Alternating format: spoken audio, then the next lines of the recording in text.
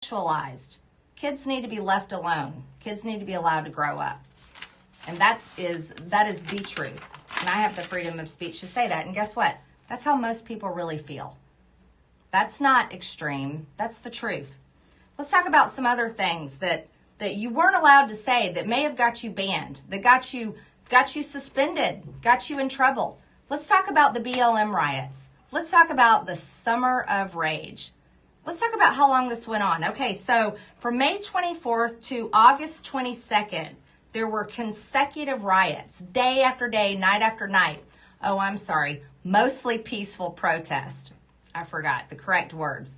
At least that's what the media called them. Mostly peaceful, a little bit fiery, but mostly peaceful. So we had 13 weeks, a little over 3 months of riots all over the country, cities all over the country. And why did that happen? Well, here, I've got a certain, I've got an autopsy report on a man named George Floyd. And this was done on May 26th of 2020 is when this autopsy report came out.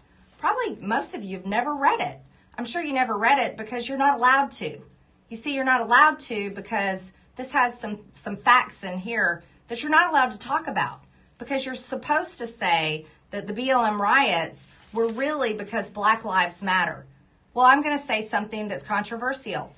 All lives matter. And no life should be put above another life based on their identity. But let's talk about the autopsy report, shall we? Okay, so here's the reality. Riots happened all over the country because George Floyd died of a drug overdose. He died from fentanyl poisoning. And guess what's really sad?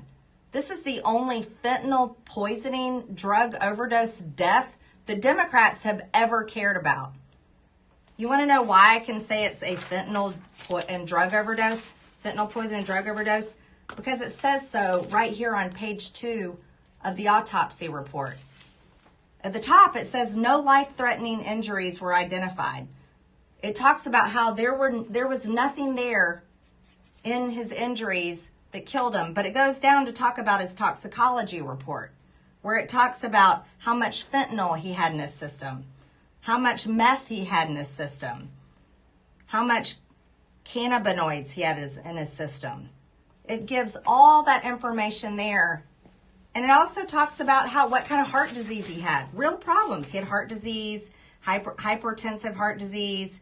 He had some real problems with his heart. And so here's the facts, everyone.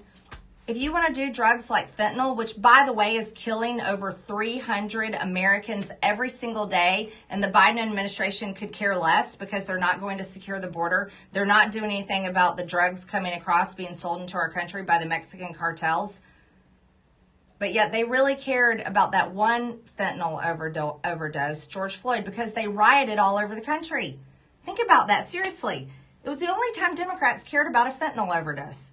They cared so much that they burned American cities, that they looted American businesses. They attacked police officers, burned police cars, attacked federal buildings, tore down monuments. And you were told you can't be upset about it because Black Lives Matter. But again, all lives matter. Why does one